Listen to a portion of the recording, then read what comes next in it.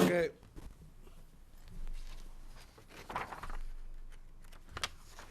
We'll call the regular meeting in the New Ulm Economic Development Authority for Tuesday, December 10th, 8 a.m. to order. First on the agenda is roll call. We do have a quorum, so we'll go on to item number 2, approve the minutes of the last meeting. I'll offer a motion to approve the minutes. Second. We have a motion and a second. Any discussion?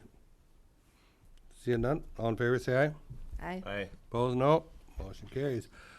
Item number 3.1, administrative activities for November 2019. Heather? See if I can get my attachment to open. There we go. Lucky you. I just wanted to note a couple items. Under the EDA report, note that one application was received and is pending approval for the limited loan program.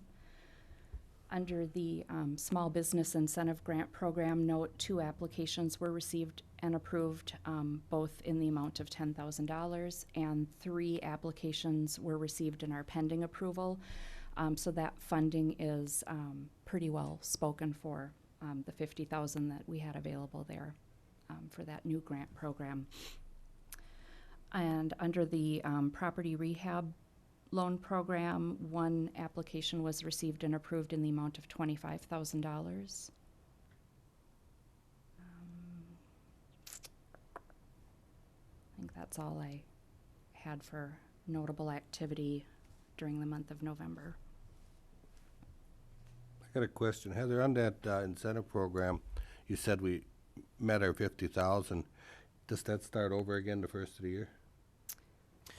That's something that we were going to bring back in January to see if the commission or the authority wanted to add additional funding to that starting in January, or roll it out again probably in the spring after winter subsides. But it is an item that'll come back. Okay. You're speaking of the small business grant? Yes. And has there been additional inquiries and demand, or that we could say that it would be ongoing? I haven't received any, Audra. Yeah, I've had about 3 other Okay. ones that have, out there. requested the packet, have asked me a couple questions, but I I haven't would seen the- anticipate, even if we were to do it, it would continue. I've heard nothing but positive responses on it, so. Okay. Any other questions? Seeing none, entertain a motion. I'll make the motion. I'll second. We have a motion and a second to accept Economic Development Administrative Activity Report. All in favor, say aye. Aye. Opposed, no. Motion carries. Item 4.1, Broadway House Tuckpointing Repair Project. Heather? All right, so the EDA approved plans and specs for this project back in, at the February meeting. Bids were solicited from 5 vendors and 2 bids were received. You can see the base bid simply for the tuck pointing and masonry repair. The low bidder for that part of the project was Apex Construction in the amount of $117,636. I worked with city staff Ryan Wire on this project, and he, at the inspection for the project, suggested adding 2 alternates to the bid. Alternate 1 would be to wash the balance of the building. So, if half the building needs tuck pointing repairs, that portion of the building will get washed as part of that project. He wanted an alternate to wash the remainder of the building. So you can see the bids that came in for alternate 1. And then alternate 2 would be when the repairs are completed and the building's been washed, to then apply a brick sealer to the entire building. And you can see the bids that came in for alternate 2. He recommends approving the base bid and both alternates in order to give us the best finished product and add several years of protection to the building exterior. So that said, Apex Construction is still the low bidder, adding the 2 alternates, but that brings the total project amount to $161,271. I had originally estimated spending about $100,000 on this project, but I didn't take into consideration the alternates that he had suggested, and I'm kind of relying on his expertise to how best complete the project. So I guess if he's recommending going with the alternates in addition to what I had included in the packet, I'm okay with that. I'm having a little bit of sticker shock. We've got currently about $194,000 available in capital fund grants, so this will take a substantial chunk of that. We should get more grant funding in 2020, but of course I don't know what that amount is at this time, and we do have other projects in the queue to move forward on. So this makes me a little bit nervous spending almost all of our money, but I guess it's open for discussion at this point. Heather, do you have any idea of those other pending things, or estimated dollar amount that we'd be looking at? I just got a quote yesterday. We've been trying to get bids on some concrete repairs that need to be done. That came, again, that I was estimating about $10,000 based on the last time we did similar repairs. That came in at almost $35,000. So if we go forward with the 161 on this project, and then I'm going to be bringing the concrete bid for approval probably next month, because I want both of these projects done in 2020. That will pretty much take up our available capital fund grants, and then I'll be waiting for the 2020 grant before I move forward on any future projects. We did have one of our scattered site rental houses test high for radon, so I'm looking at doing radon mitigation in that house. Wouldn't necessarily have to use capital funds for that. That'll be, maybe $2,000, so we could just do that as regular maintenance. Another project that I have in the works is to replace all of the showers at Broadway House. We had 2 showers recently that leaked that we repaired, and again had Ryan look at that situation, and he recommended planning to replace all of the other showers as well, because the grout is starting to deteriorate in the tile of those showers. So it's a matter of time, and we'll have leaks. I could repair them on a case-by-case basis, or I could repair them all in one shot and then know that they were all done the same year. So those are just some other projects that I'm kind of pondering.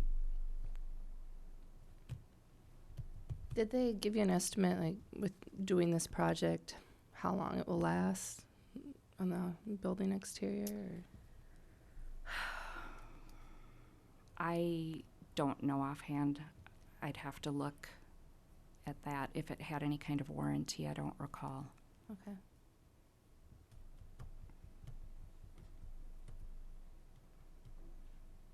So the portion that they're gonna tuck point, and that they will wash and seal anyway, right?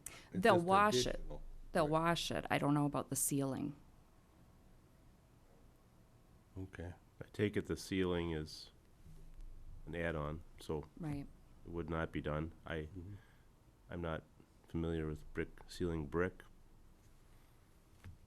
but that doesn't mean anything. We have to rely on our staff. I guess too, part of it was, as long as they're there and they have the lift equipment there, a lot of the cost is just mobilization of the equipment. So as long as they're there, get it all done, rather than do it piecemeal and have them come back and set up again to do the brick sealer, say next year or at And a it would later probably date. match better if we did everything at one time and look better or whatever. I don't know, but Can you give us an idea of our capital grants, what we've been getting typically for the last several years? In both 2018 and 2019, we got about $95,000, but we are hearing that, and those were unusually high. Usually we were getting 50 or 60 maybe. We're hearing those grants will go down again in 2020, that we shouldn't get used to those numbers. But, of course, until Congress passes the budget, we don't know. So we could reasonably expect about 50,000, and it could potentially be a little bit more.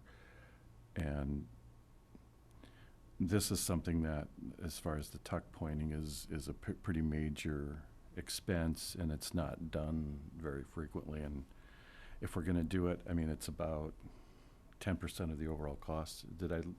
I can't see I'm it, sorry. but no, that's fine. But I mean, to me, we may as well get it done right.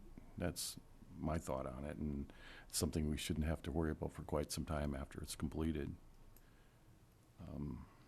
The showers might be something that we could tackle over a 2-year period or something like that. Get to prioritize the ones that seem to be the most need of repair, and then try to do that over 2 budget cycles or something like that. Yeah, I was gonna say the same thing. We could do those over time and even beyond 2 years. Right. And just because 2 are bad doesn't mean they're all bad, and Right. you just march through them on a schedule, potentially. Going back to the tuck pointing, I mean, I'd like to think the lifespan of that has got to exceed 20 I would plus agree. years. I would imagine, hope. if not more. Right. I don't know, how old is the building, and has it been done before? Anybody know? The building was built in 1983, and to my knowledge, this has not been done. Okay. 35 years plus. And I know 35 years from now, it's not going to cost $161,000. So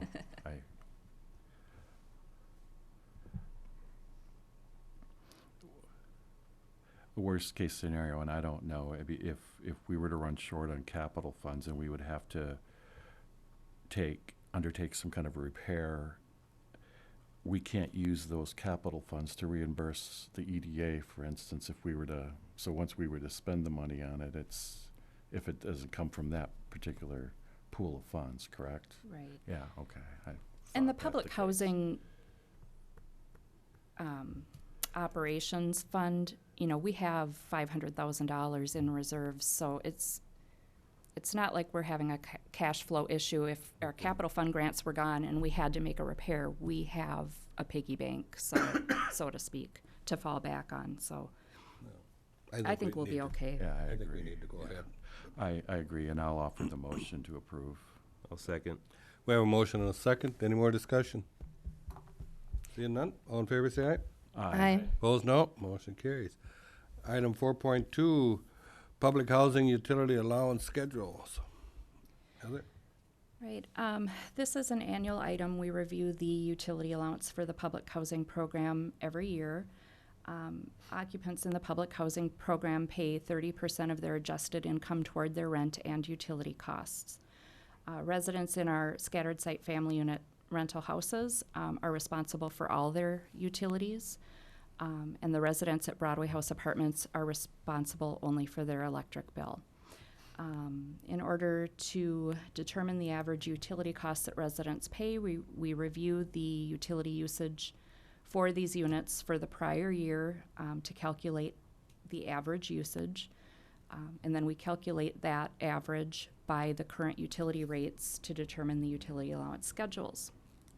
And then the tenant's rent is reduced according to their utility allowance in order to give them money toward paying their utility bill, in theory. So many factors vary from year to year, such as the particular tenants we had the prior year and what their usage was. Some leave their lights on all the time. Some are very conservative and don't use as much, or running their air conditioner, that sort of thing.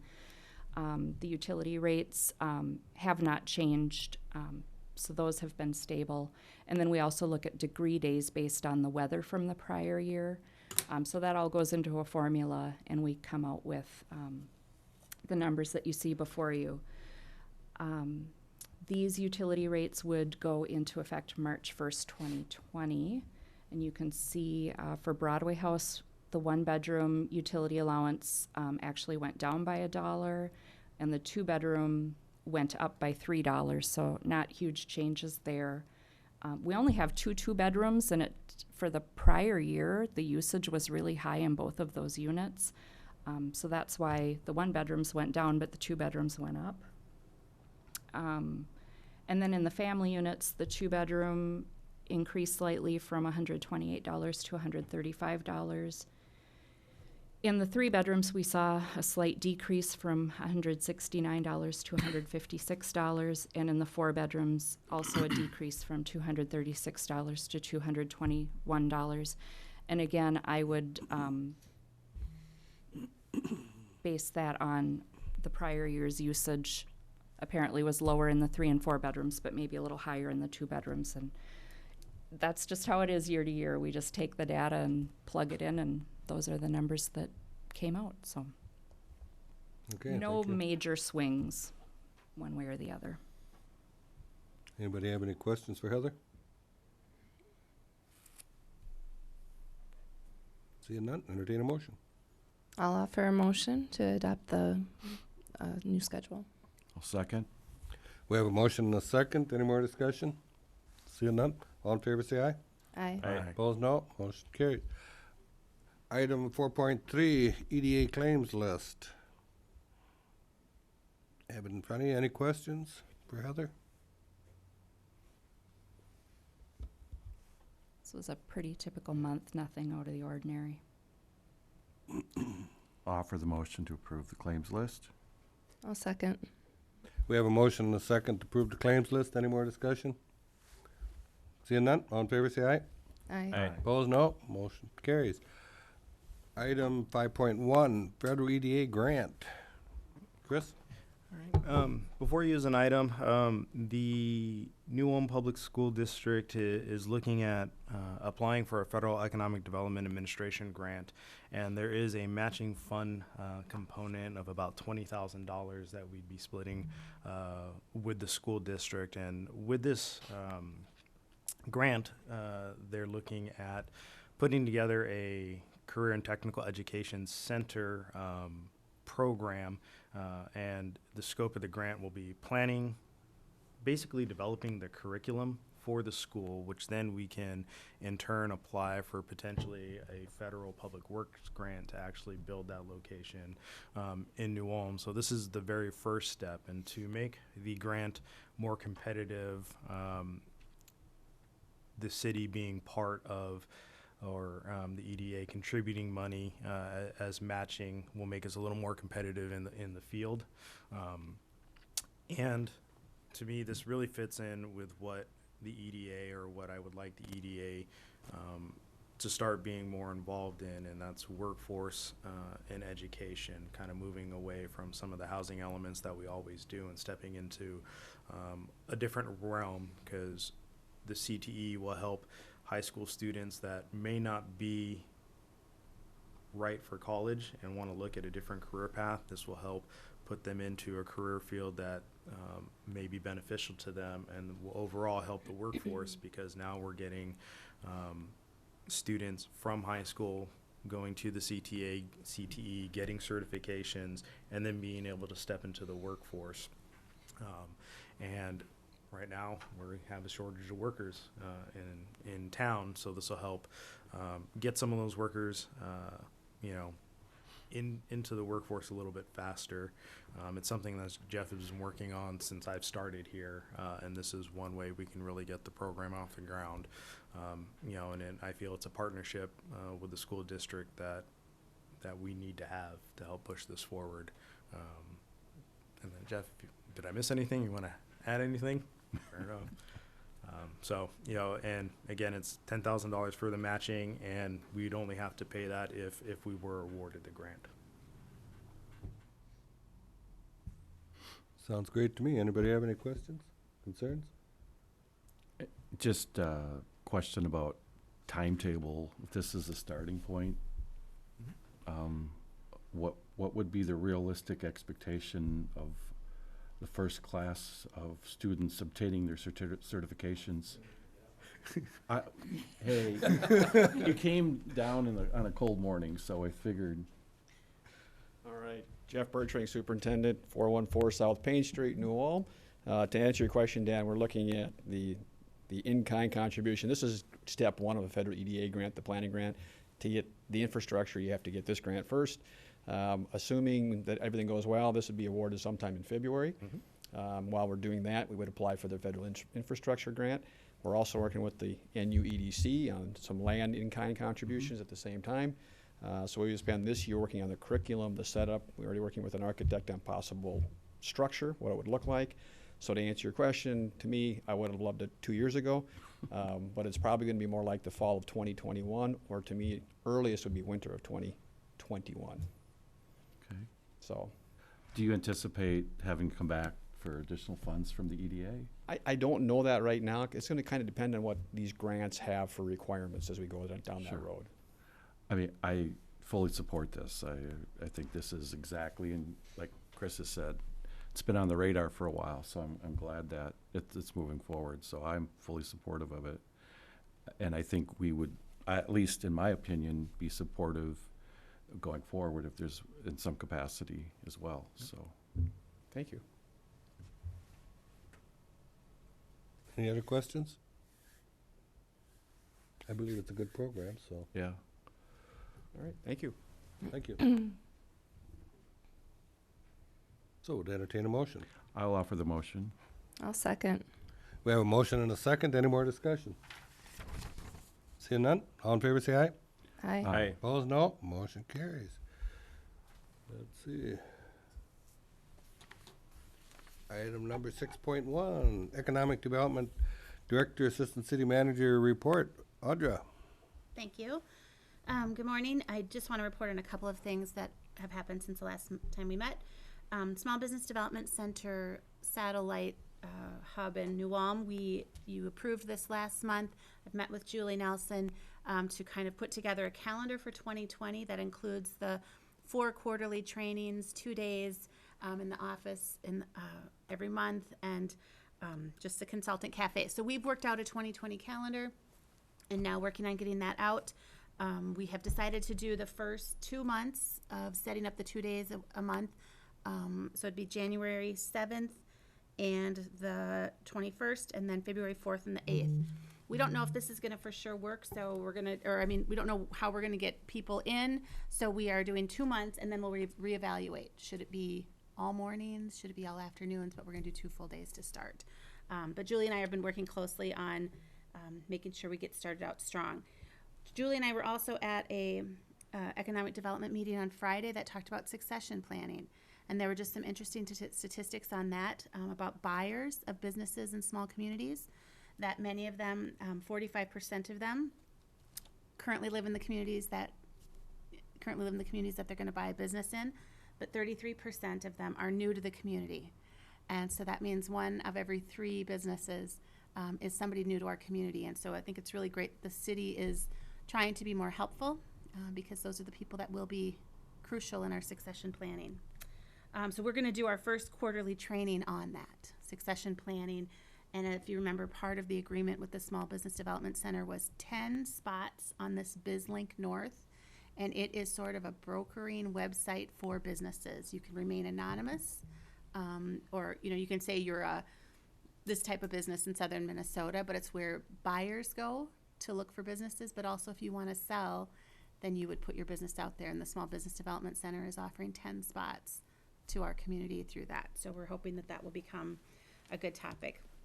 Heather mentioned the Small Business Development Incentive Program, the $10,000 grant program. So it is all spoken for at this point. 2 of the recipients are retail businesses. 1 of them is food related. Another one is childcare. And then another one is an artisan or custom manufacturer. So just that you know the types of businesses that took advantage of that great opportunity. Childcare has been a little bit of a topic again. Heather and I worked on a survey that was sent to 41 providers in the 56073 area, and we had 13 responses, which we think is pretty good. It's a little bit over 30%. Couple things that we highlighted was that 6 responses were from providers with over 24 years of service, and 1 provider was 35 years of service. So that is 7 of them, of the total respondents, have significant experience in childcare. And that puts them in that they may not be doing it for another 10 years. So it's good to think about that. We asked them to tell us what was important to them. And they said meeting their training hours, parent-provider communication, and peer support were the things that they were most concerned about. So that was great. You know, those are things that you need to know. And then I took the survey to the Brown County licensing staff. And we had a very good meeting talking about, pulling out things from the survey for them. Couple things to note from there is Brown County does a really good newsletter to child care providers. And so we were very encouraging that that is a good vehicle to support child care workers. And if they could use that newsletter to address some of these concerns about finding classes or whatever. They also gave me a list of top 4 websites that providers should be aware of. And so I thought that was nice. And then there's also 2 Facebook groups that are about child care in our community. And one is for the providers themselves. And that's Child Care Professionals of Brown County, Minnesota. And Betty Euling of ECFE moderates that one.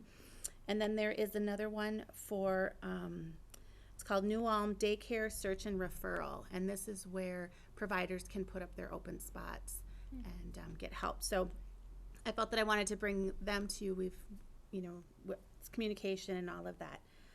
So if the EDA wants to pursue or wants childcare to be more of a priority, I feel like we're at a little bit of okay, we did the survey, we got some results, we've had a conversation with the Brown County, I feel like we have good things in place.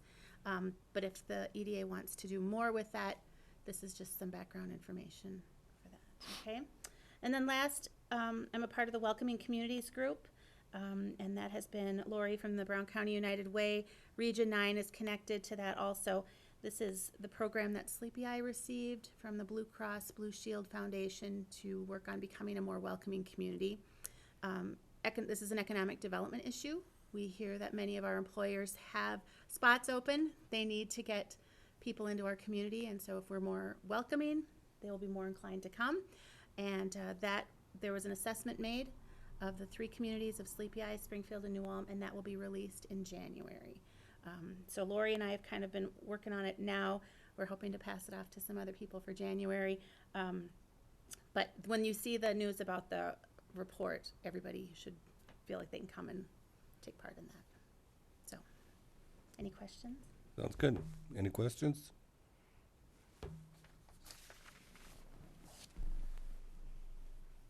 Well, thank you, Audra. With no more questions, entertain a motion to accept the report. I'll offer the motion to accept the report. I'll second that. We have a motion and a second. Any more discussion? Seeing none? All in favor say aye. Aye. Aye. Opposed, no. Motion carries. With no more business, meeting adjourned.